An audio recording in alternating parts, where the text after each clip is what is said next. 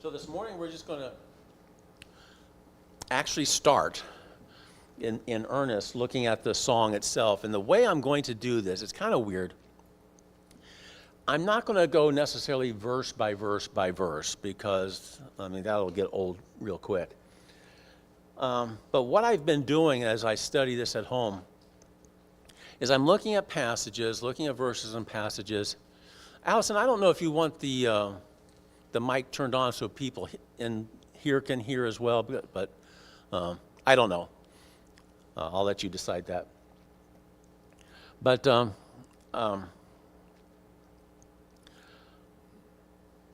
as I'm going through it, I look at a passage, and then I'll look at what one Bible says about it, look at what another Bible says about it, and I'm getting a whole host of interpretations and things like that. So what I want to do is just go through it, see if we can pull out some lessons from this song. Some of these lessons may be helpful for relationships, marriages that we're in. I've got a little mini lesson right from verse 2 that we'll look at this morning that I think is appropriate in our marriage relationships. Other things I want to pull out are just tidbits, fun little tidbits, looking at some things that are in the Hebrew that don't necessarily come through in English, plays on words, and they're all over this song. And again, I'm getting this from the Hebrew experts because I can't read Hebrew. And so with that's what I want to do this morning. We'll just start going through it. We'll go as far as we get, and then next week we'll pick up and keep working through the song in that way, just gleaning tidbits of information and lessons as we go. So we're in chapter 1, and we're going to look at verse 2 again. And I spent some time on this a couple weeks ago. A couple weeks ago, my focus in looking at this verse was to look at all of the different ways it has been viewed allegorically. And there were just a whole bunch of ways. Different people saying that the kisses, Matthew Henry said that the kisses represented God's mercy and forgiveness and pardon for sin. I was reading last night, Origen saw the kisses as representing Jesus' teaching of truth to us. This morning I'm going to look at the kisses as kisses. They're kisses. Okay, so bear with me. So let's just look at this, and there are a few things I want to point out from here that I'm getting from my sources. My primary source of information, just so you're aware, is the Net Bible. Again, I love it. The New English Translation, that's a play on words, Net Bible, because it was originally put on the internet. And you can get to it, netbible.org, netbible.org, all one word there, Net Bible, netbible.org. It's free. You can get to it. On the left side, it'll have the scripture. On the right side, it'll have their study notes. And I really love their study notes because they do it the way I try to do it here, by saying, look, this verse can be interpreted 18 different ways. Pick the one you like, basically. And they just lay out all the different ways. They'll make suggestions. They'll make their preferences known. And we'll see that this morning, right on this very first verse. I'm also using the Passion Bible, Passion Translation, because it is allegorical, metaphorical on steroids.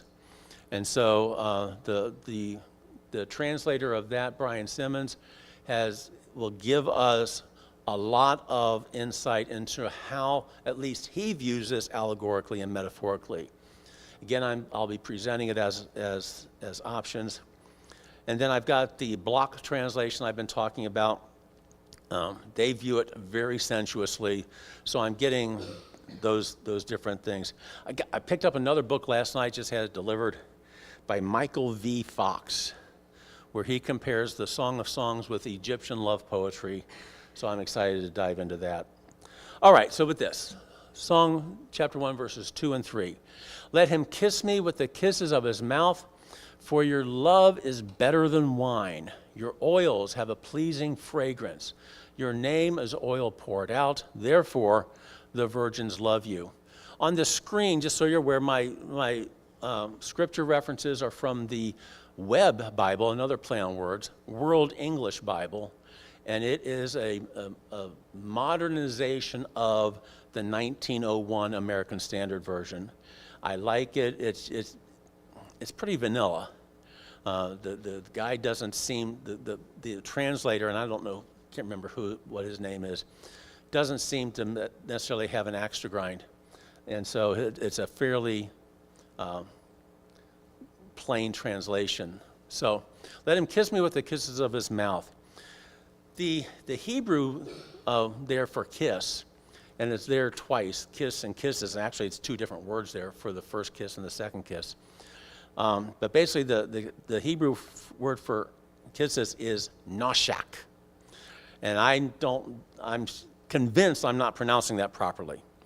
But it's sort of a noshak. It's kind of a shishy, icky sound to it. And the writers of the book I mentioned before, Dillow and Pintus, in their book Intimacy Ignited, suggest that this is sort of like an onomatopoeia, where the word sounds like what it is, like buzz. Sounds, you get a buzzing sound. A noshak is sort of a smacking, a lip smacking sound to it. And so they're suggesting that you've got that going on. The other interesting thing about it is that the root word for Hebrew for noshak is identical with another word, nosak. And that means to catch fire and burn. To catch fire and burn. Now, as we saw before, that word love there, translated as love, that word is dode or dodim, plural term for loves, and it represents a boiling love. So now here, just in this verse, we have a Hebrew play on words and concepts that is totally lost in English. The kissing is a burning kissing. In fact, the Hebrew word for to kiss literally means to fasten together. To fasten together with the same Hebrew root word that refers to a burning. So we're talking about a burning, fastening together, and this is a play on the words dodim, a boiling, burning love. So this is what this writer is talking about. On the surface level, obviously there are all sorts of allegorical, metaphorical meanings that we can dig out of this. But on the surface level, this is a passionate love song, and it comes right out from this. Now, this next lesson that I want to talk about is a difficult one, because this gets into relationships. And the problem when you talk about relationships is if I want to have a lesson that I want the guys to hear, quite frankly, I don't want you ladies to hear it.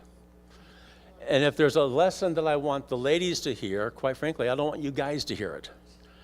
And this is the problem that we have in relationships. It is so very easy in our relationships to identify what the other person should be doing.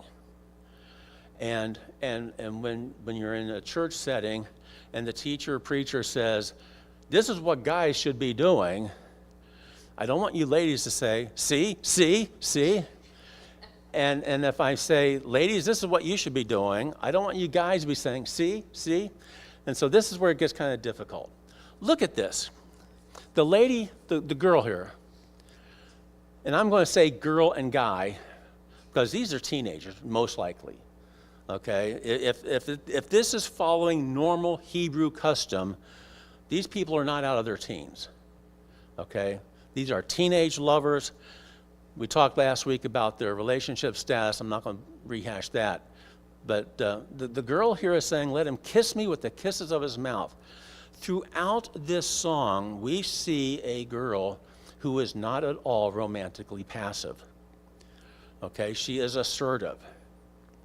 She invites her lover throughout the song And she doesn't sit back and wait for him to make the first move.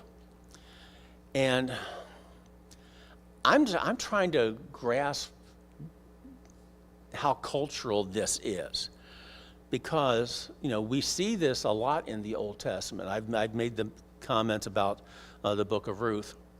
Ruth was very aggressive in that whole situation. I don't think that she and Boaz made love that night on the threshing floor, but I don't think it was because she didn't want him to. I think that she wanted him to, not necessarily out of physical desire, but out of economic desire. She wanted a husband. And I think that she was inviting him to be that husband. Boaz knew that somebody else had first dibs on her if he wanted him. And so Boaz restrained himself. But we do see throughout the Old Testament romantically assertive women, sometimes in situations like Ruth, where nothing in that Bible condemns Ruth for what she did. I mean, that may have been fully culturally acceptable at that time. But then you have other situations where there is condemnation. We have Potiphar's wife going after Joseph.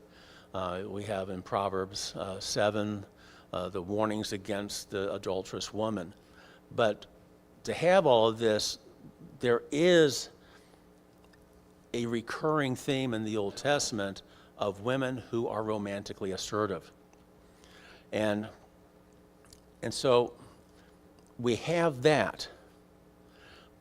But let me ask you, why is this girl romantically assertive? Why?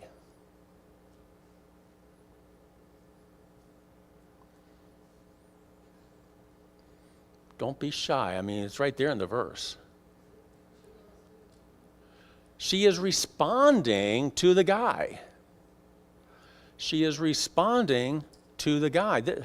Her romantic assertiveness doesn't exist in a vacuum. This isn't a situation where she sees a shepherd boy out in the field with his flocks and she says, boy, do I want him to kiss me. Okay? It's not that assertive. She wants his kisses because he's a good kisser. His lovemaking, that word, Hebrew word dodim, is translated in the Net Bible as lovemaking. In the block translations, it's your caresses. His lovemaking is better than wine. She is responding to him. Her love for him is a responsive love. And this is where I want to be careful in how I present this. Because there's a conventional wisdom out there that says when it comes to romantic relationships, men are the initiators and women are the responders. And I think there's some truth to that, but I think that truth is bigger than that. We guys are responsive too, okay? The responsiveness, I think, doesn't come because of your gender. The responsiveness comes because romantic love is an emotional love. And emotions, by definition, are responses. Our emotions are our responses to the stimuli around us and the circumstances around us. Okay? Yeah, Ron.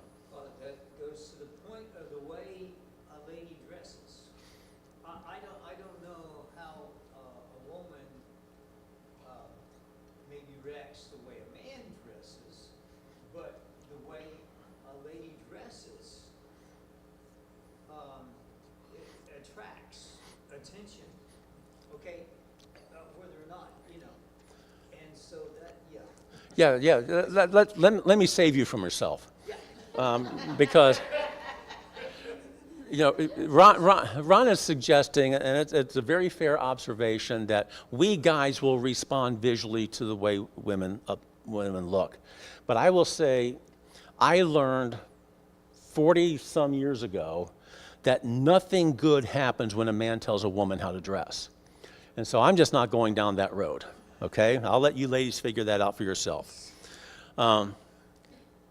That said, but I think Ron has a good point in the sense that we all have different ways we respond, okay? If you give me praise and affirmation, my emotions are going to respond to that, okay? That's just the way I'm built, okay? And we all respond emotionally to the various stimuli. Now, perhaps because you ladies tend to be more in touch with your emotions than we guys do, we have this conventional wisdom that we guys initiate love and you ladies respond. But very often it's the other way around. Now, the lesson to the men that I want you guys to hear here, and ladies, you can close your ears. Guys, if you want your woman to say things like, boy, let him kiss me with the kisses of his mouth, look at your own love toward her. Okay, this isn't about, I got to change my wife to make her more romantic. I need to work on me, so I give her something to be romantically responsive to. Make ourselves more appealing. Thank you, Phil. We need to do what we can do to touch her emotionally. Okay? Ladies, if you want your husband to make himself more appealing so that you can respond, don't sit back and wait for that to happen. Let him kiss me with the kisses of his mouth. This girl is romantically assertive, and you can do that too. Okay, I've got a picture. I've used this picture before. In the past, I used this comparing agape love with philia love. But it works with the Hebrew words, hesed. I love that hesed. That's my favorite biblical word. Hesed and dode. Hesed is that Hebrew word that gets translated steadfast love. Give thanks to the Lord, for he is good. His steadfast love endures forever. Hesed is the word that's all over the book of Hosea, okay, where God is telling Hosea, go after the adulterous woman, chase after her, pursue her. Don't wait for her to be lovable. Don't wait for her to do the things that you find attractive.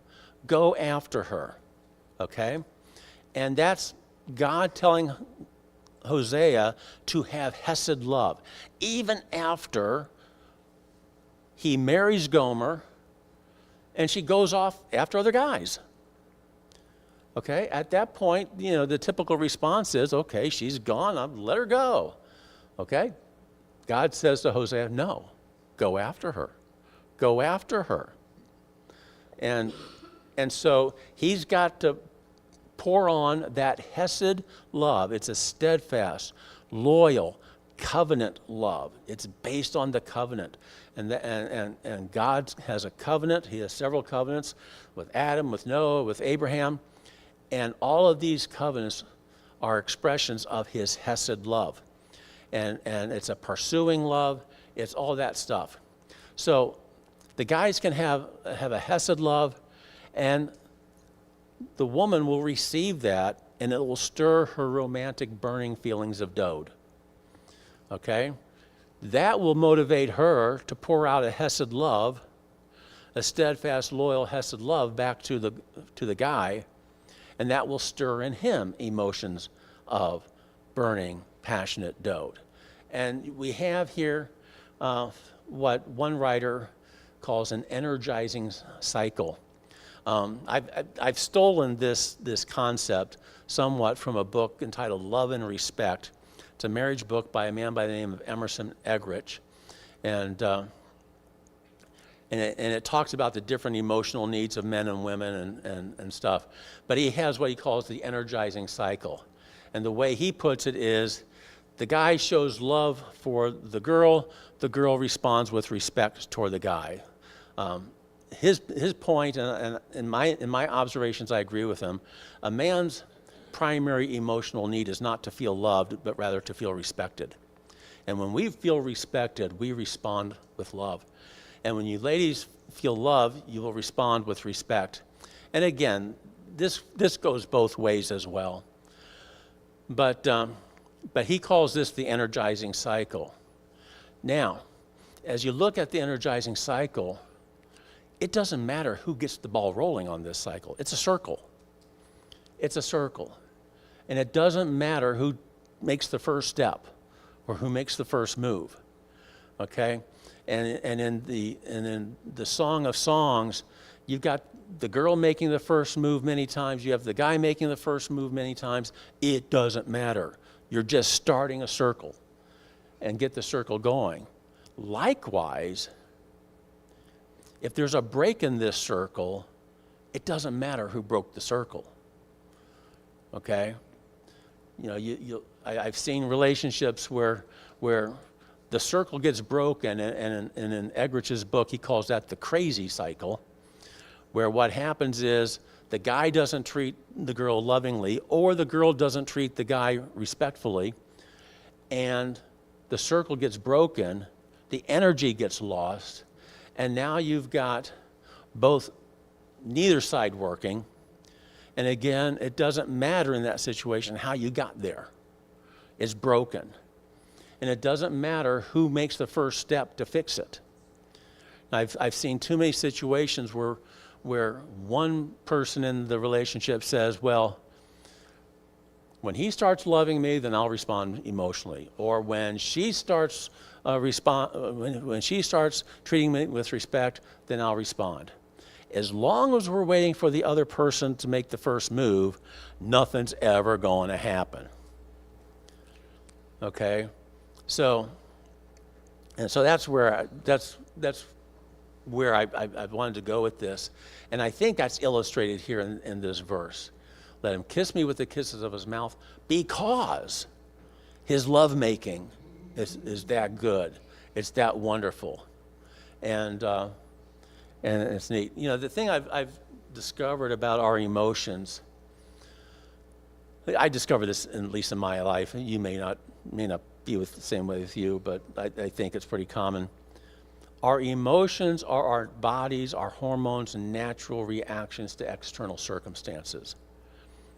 And when we find ourselves not feeling emotionally the way we want, then what do? We try to change the external circumstances to make ourselves feel the way we want. Okay? And oftentimes that external circumstance is the other person.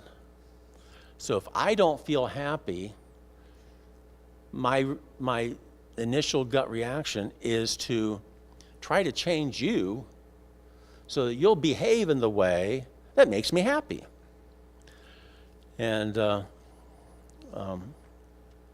know, when all of my kids got married, my last advice to them was, remember, the only person you can change is yourself. And that's true. You know, we got the serenity prayer. Lord, give me the serenity to accept the things I can't change, to change the things I can, and the wisdom to know the difference. Apply that in a relationship. The things I can change is me. I can't change the other person. I can certainly let the other person know how I feel. I can let the person know that their behavior is hurtful, but their change is ultimately up to them. And so that's where this gets hanky and difficult. I'm going to go back a slide, and then I'll jump forward 2 slides. Okay, again, back to the verse. Let him kiss me with the kisses of his mouth, for your love is better than wine.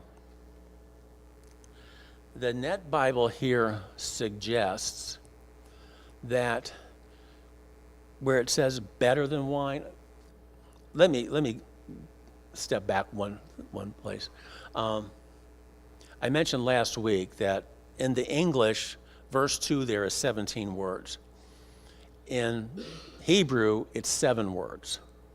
And those 7 words are, if I can remember, kiss, kiss, mouth, for love, better wine. Kiss, kiss, mouth, for love, better wine. okay? And then all of the his, her pronouns and all that stuff, that's all sort of folded into the words through prefixes and suffixes and the way Hebrew works. But those are the words. That word for better there,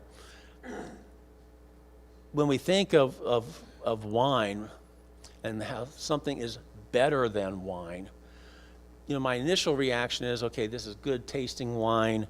I'm not a wine connoisseur. I don't drink at all. And so I've had wine in the past. I find it pretty disgusting. But that's just, my attitude towards alcohol isn't because I think there should be a legalistic religious prohibition on alcohol. My attitude to alcohol came from my profession as a criminal prosecutor, and I saw that well over half of the criminals I prosecuted were drunk at the time of their crime. And so that's where I got my disdain for alcohol. But there's something about wine that this writer is saying is good, and the kisses are better than the wine. The kisses are better than the wine. And the Net Bible, they suggest that what this writer is referring to isn't the taste of the wine, okay, but its intoxicating property. The kisses, the lovemaking is more intoxicating than wine. Yeah, Ron. The idea that 7 words in Hebrew carry so much meaning, actually, isn't that different from Latin and then the Spanish, of course, one of the offshoots of Latin. But a verb will carry a lot more than our verb does in the same way. Yeah. They're similar.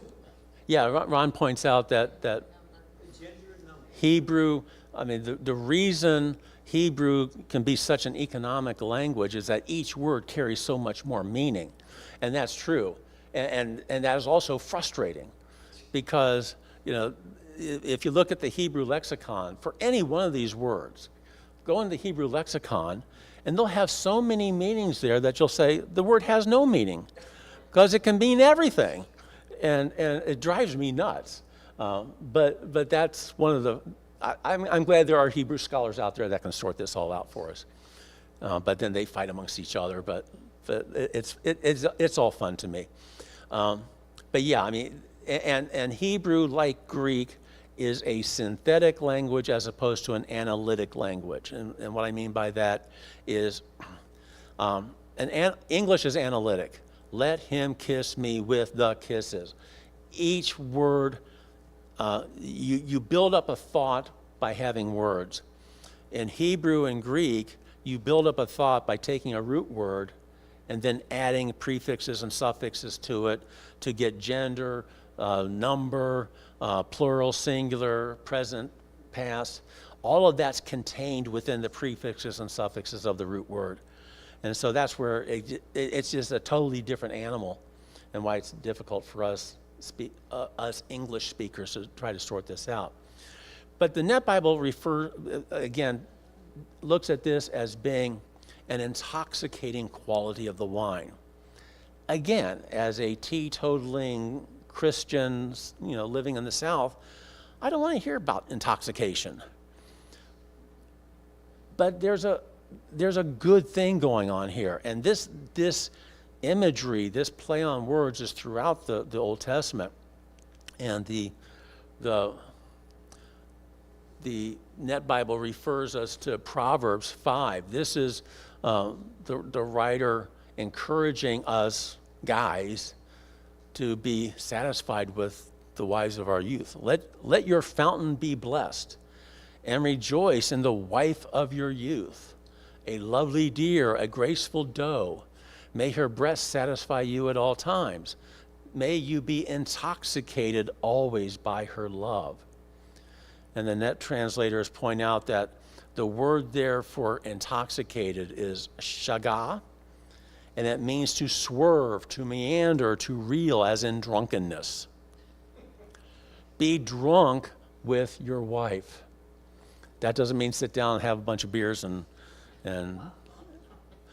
be intoxicated by your wife's love. Yeah, she drives me crazy. She. Ron, I'm going to give you some brotherly advice. Quit while you're still behind. You're going to. He meant that in the best sense. Not really crazy. Try to dig him out of that hole. That's all. Yes, this is what this love song is getting at, for us to be intoxicated with each other, to allow, to be so in tune with each other that we can be intoxicated by each other's love, so that each other's love can have that intense emotional effect on us. And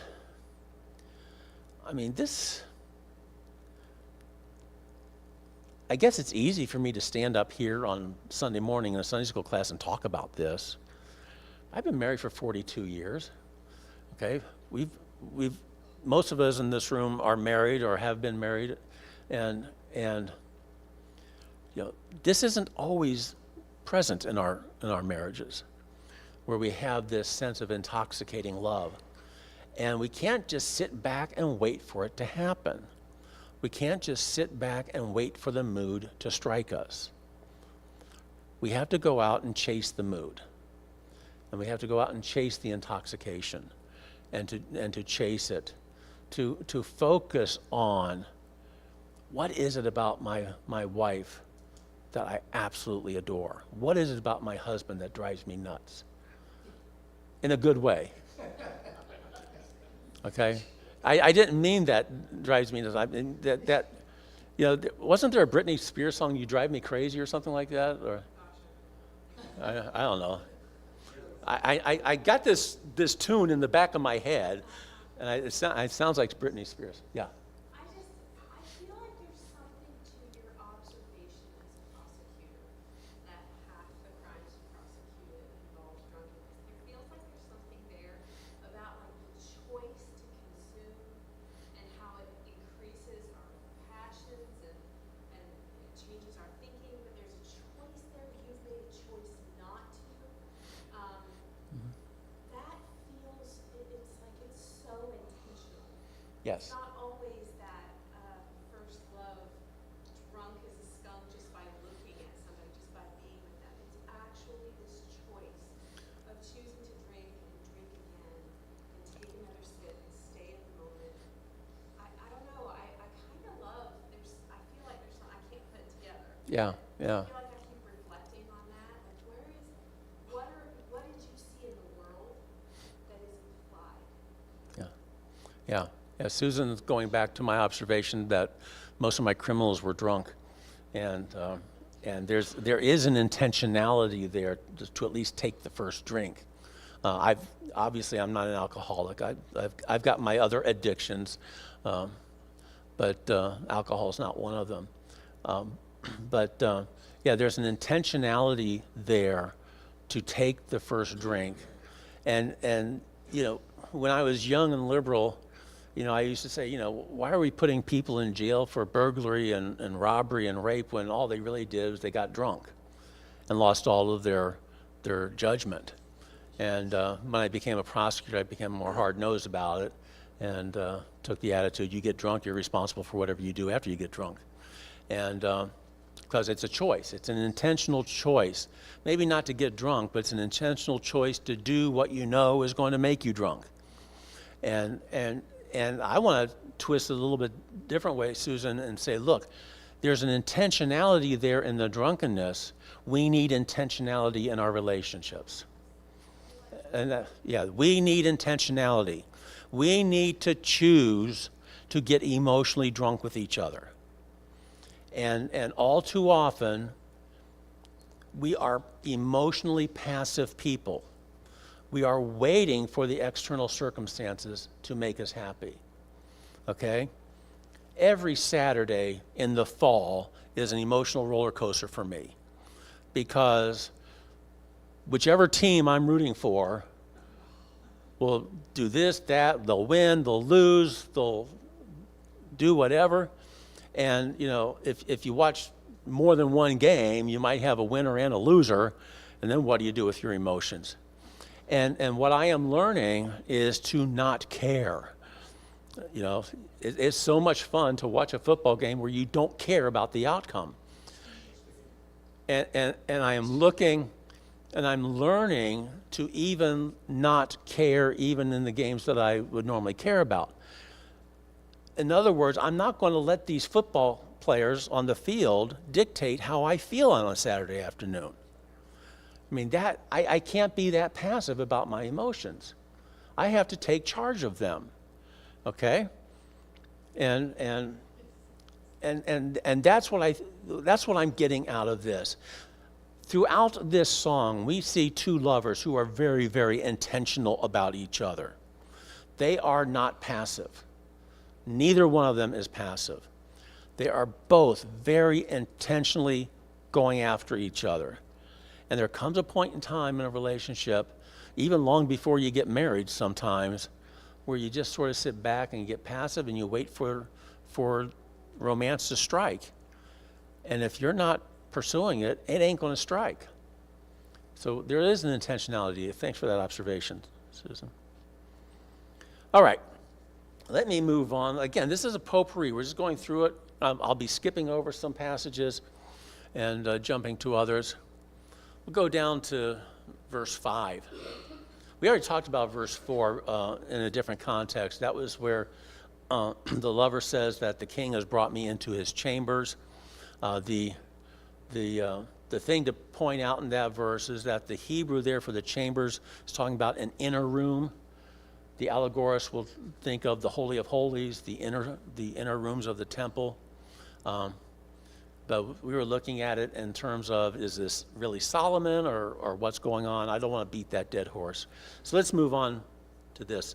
Song 1, 5, and 6. This is the girl speaking, obviously. I am dark but lovely, you daughters of Jerusalem, like Kedar's tents, like Solomon's curtains. Don't stare at me because I am dark, because the sun has scorched me. My mother's sons were angry with me. They made me keeper of the vineyards, and I haven't kept my own vineyard. Before getting into this substance, let me say something I should have said at the beginning. Earlier on, I pointed out that scholars appear to divide the song up into 6 separate songs. And what I'm finding in my own study and the way I'm sort of seeing it is I like the 6 song separations. And I'm sort of seeing those as 6 acts of a drama. And I do think that this is an ongoing, cohesive drama. I don't necessarily think it's talking about historical people. I think the characters are fictional.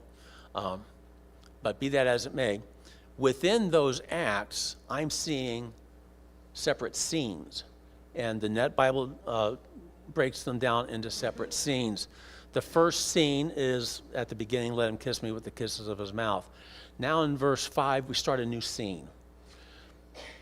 This discussion about her darkness and her skin and everything may or may not have been taking place at or near the same time she's saying, the king has brought me into his chambers. These may be separated in time. These are just different scenes within the act.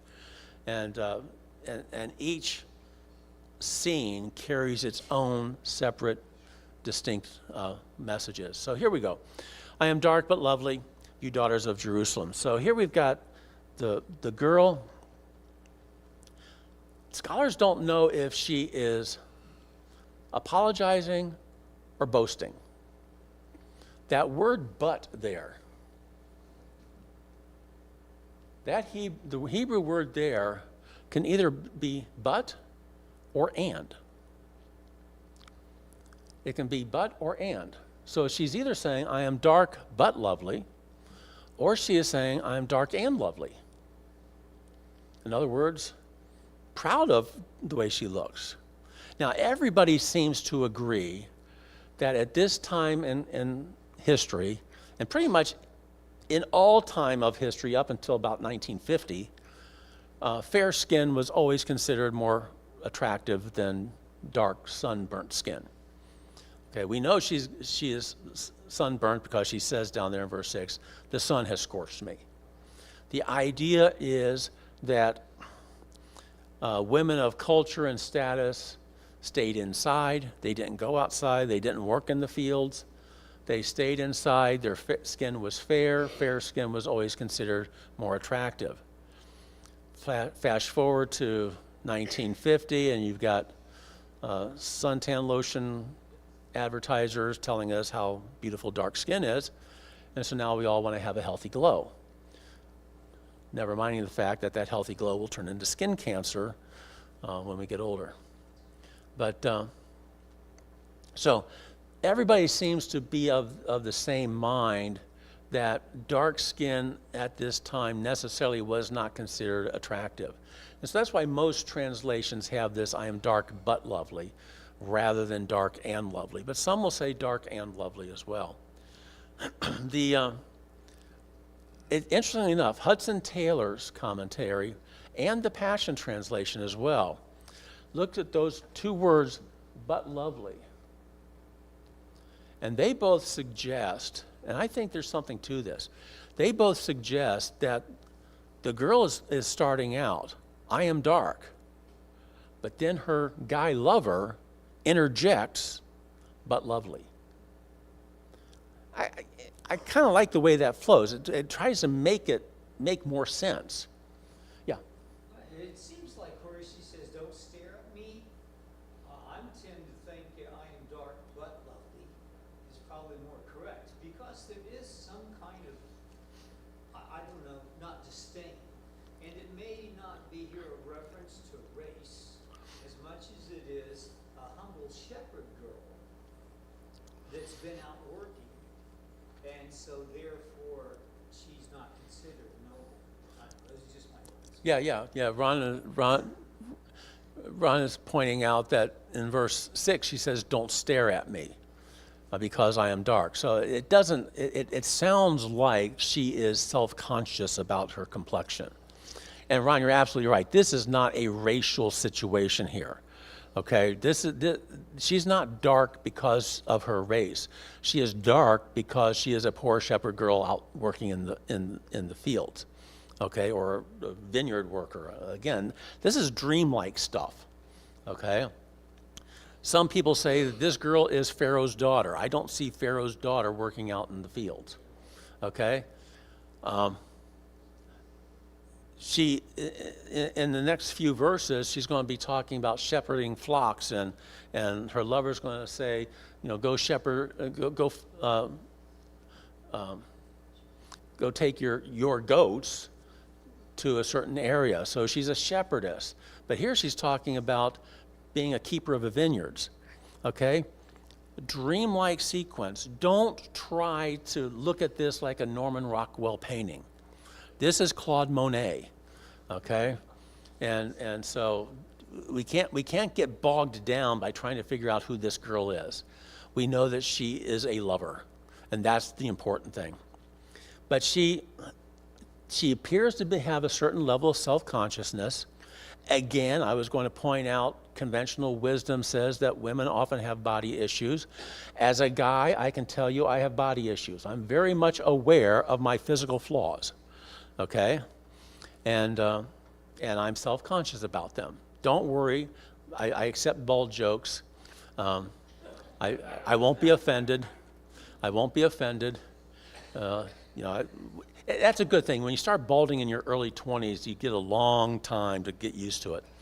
But if I'm being honest, I would prefer not to be. But I am. I always like to say that in the resurrection, the rest of you will be bald too. And the brains have pushed out all of my hair, all that good stuff. But we guys can be just as self-conscious as you ladies. But I do understand the frustration that you ladies live in the sense that throughout your life, your self-worth is always seems to be connected to your physical beauty. And I've noticed this even in the way I deal with my own grandchildren. When my 4-year-old granddaughter comes walking in with a Disney princess dress on, what do I say? Oh, you're so pretty. When my 6-year-old grandson comes in wearing a nice suit and pants because he's going to church, what do I say? You're a good boy. I've never told my grandson he's good looking. Never. It has never crossed my mind to tell my grandson he's good looking. He's very good looking. I mean, he's got these dimples that the girls in first grade just go nuts over. And so he's very good looking. It's never even crossed my mind. And so I realized you ladies live with this your whole lives, and then you have to deal with commercials and advertisers and everything else. So I get that. But again, we are all self-conscious, and I believe our self-consciousness is very much a result of the fall. Their eyes were opened to a lot of things. And I think one of the things that our eyes were open to is a very real self-awareness. And so we're very much self-conscious. She is self-conscious, and we need to be aware of that. I like Hudson Taylor's and Brian Simmons' approach that those two words, but lovely, are the calming, reassuring words of her lover. She is self-conscious, but she's also lovely. He sees her as lovely. Okay, he sees her as lovely. And this takes me back to the old Cinderella musical that they showed on TV back in the early 60s. There was a song, do I love you because you're beautiful, or are you beautiful because I love you? And I just love that. I absolutely love that. And this is what we have here. Yeah, she's dark. The other people around may think that she has got dark, sunburnt skin. She's not pretty like all the other girls back inside the palace or wherever they are. But to this shepherd boy, she's the bee's knees. And so I just love that. I'm sorry, what? What is that saying? Yeah, saying the bee's knees, I I have no idea. I have no idea. Yeah, it rhymes. It rhymes. So much about poetry is just finding something that rhymes. And there is so much in this song that rhymes in Hebrew that doesn't rhyme in English. And so yeah. So this guy thinks she's really gorgeous, drop dead gorgeous, even with her dark skin. And we all can find things about our beloved that may not be conventionally attractive, but we think is really cool. And I like that. She makes reference here to Kedar's tents and Solomon's curtains. And this gets really interesting in the Hebrew and what is being discussed here. Okay, first of all, Solomon there. This is the first reference to Solomon by name. And the Net Bible suggests that this Hebrew word here may not be Solomon. And their argument is very attractive to me. Once again, Hebrew had no vowels. And so you get an S and an L and an M, and you get a word there, and you throw in vowels, and you get different words. And the Masoretic Hebrew scribes, they're in 500 AD, maybe 1,000 or more years after this was written. They're adding the vowel sounds. And our English translations translate the Hebrew Masoretic text. Well, if the Masoretic scribes got it wrong, then we've got some issues. And the Net Bible, they suggest that this Solomon can also be translated as Salma. Salma, S-A-L-M-A-H. And the reason that they go down this road, if you look at Kedar is being associated with either Solomon's curtains or Salma's curtains. Well, what is Kedar? Kedar apparently is a reference to a nomadic tribe in northern Arabia. And they made their tents out of goat hair, from black goats. So their tents were dark. Salma is also a nomadic tribe, And so the net guys are saying, you know what? We don't think that the writer here is comparing a nomadic tribe to King Solomon, but rather they're comparing two nomadic tribes, the tribe of Kedar and the tribe of Salma. Salma's curtains were more ornate and more beautiful to look at. So the idea is she is dark like Kedar's tents, but lovely like either Solomon's curtains or Salma's curtains. Okay? Dark like Kedar's tents, lovely like Solomon's curtains or Salma's curtains. It doesn't matter whose curtains they were. I just thought that was an interesting thing about the Hebrew. Don't stare at me because I am dark, because the sun has scorched me. And then we get this phrase that has always bothered me.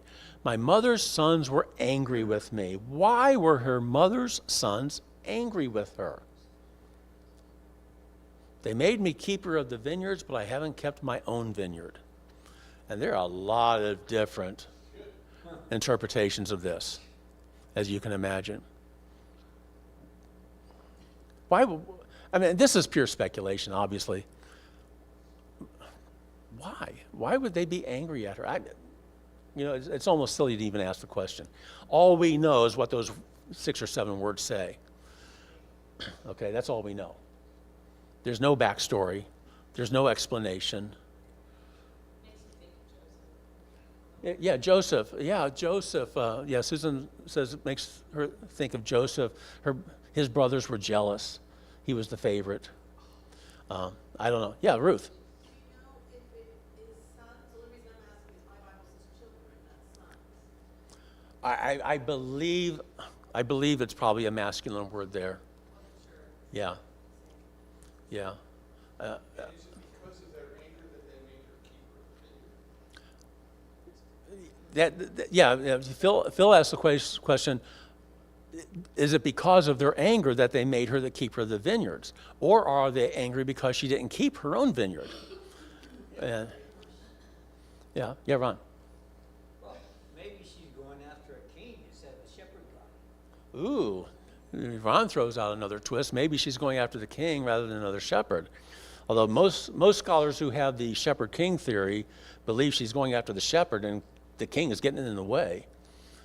So that's an interesting thought. I don't know. There's so many ways of looking at this. Here's a few things. She's saying, don't stare at me because I'm dark. Once again, she's self-conscious about her complexion. And that's understandable. And now she's explaining why she's dark. The sun has scorched her.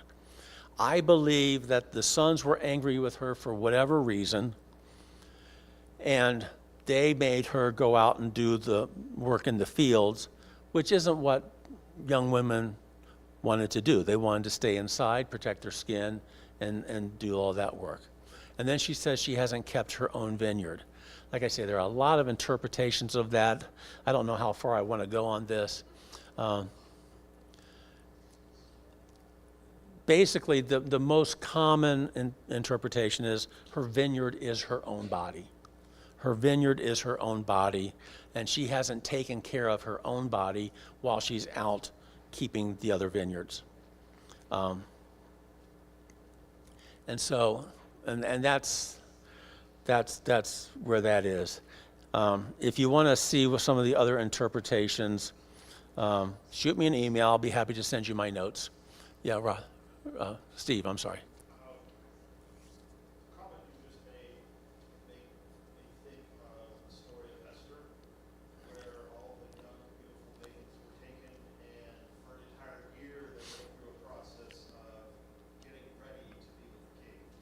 And if she's busy with vineyard work, shepherding work, she would have time or the ability to do all those other things that you consider ways to make yourself ready for the king or beautiful for your groom or whatever. Yeah, you know what, for those of you online, Steve just made a very good point that I hadn't thought of, and this is, I'm glad you made this point.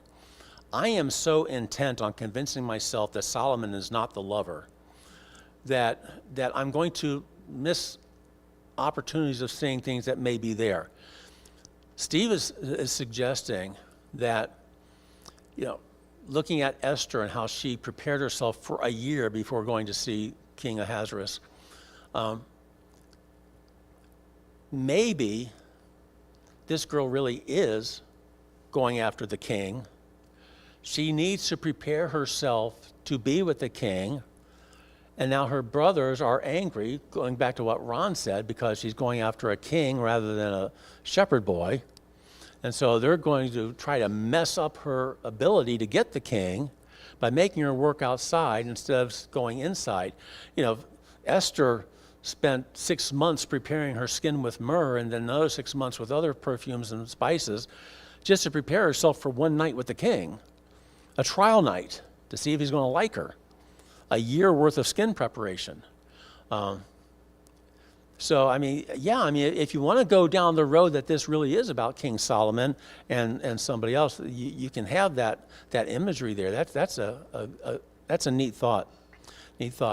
Another play on words here that the Net Bible points out, that the Hebrew word for the sun scorching her and the Hebrew word for her brother's anger is similar.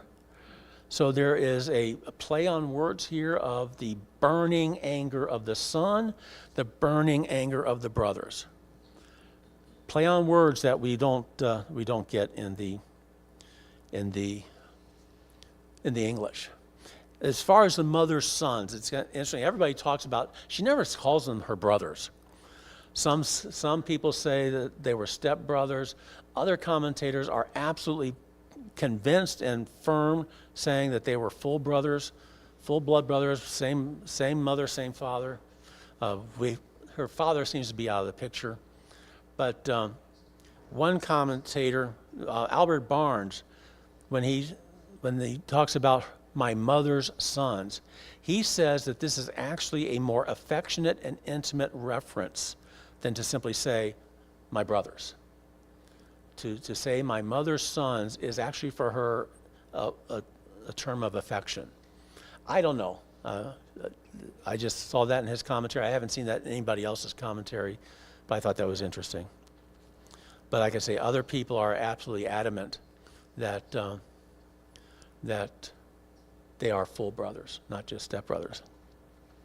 Okay, well, we are out of time. This is what I want to do. If you're interested, I'll just keep going through the song like this, looking at different passages, finding tidbits. We've got one down verse 9 talking about when she compares, when her lover compares her to a steed at Pharaoh's chariots. There's a really fun story that goes with that.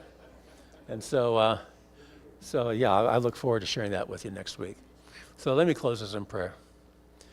Father, we thank you. We thank you again for this song. And Father, I do pray that in each of our lives, in our relationships, and whatever relationships we have, the lesson that I've gotten from these passages is intentionality. Let us not be passive in our love relationships. Let us be intentional and assertive as we pursue one another in love. Father, I pray that you'll go with us into the service. I pray that you will be with the pastor as he brings the message, be with the worship team as they lead us in worship. And we do thank you for all that you have done. In Jesus' name, amen.